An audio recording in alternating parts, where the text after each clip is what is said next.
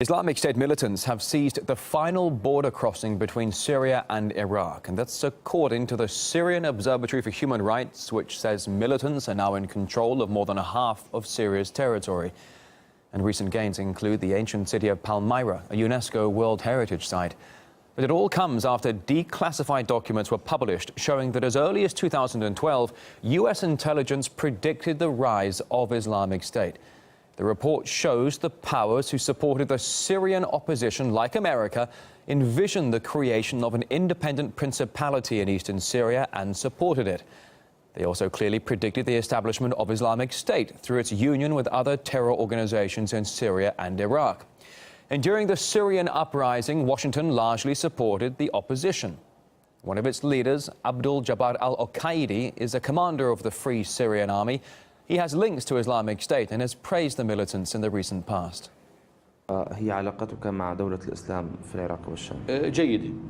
أنا علاقتي مع الأخوة في دولة العراق والشام بالتأكيد تواصل شبه يومي أنا والأخوة في دولة العراق والشام لحل هذه الخلافات وحل هذه المشاكل.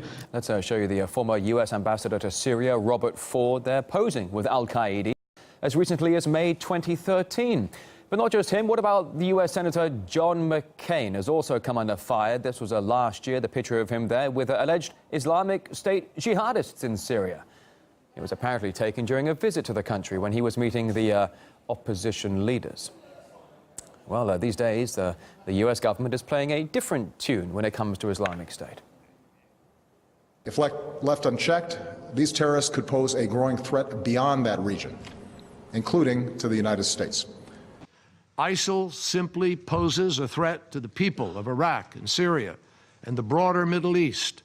And if left unchecked, these terrorists certainly would pose a growing threat beyond the region because they have already promised to. Earlier, we talked to Max Abrams, who is a political science professor at Northeastern University. He said the U.S. and its allies were fully aware of Islamic State since its creation. The reason why this report is important is because it comes from the DIA, which is part of the Defense Department. What it shows is that terrorist elements spearheaded by Al-Qaeda in Iraq had designs on moving into Syria from the very beginning, and that the U.S. and Turkey and the Gulf countries were aware of this. The evidence is suggesting more and more that these so-called moderate elements were actually not that moderate, that they had terrorist backing from the very beginning,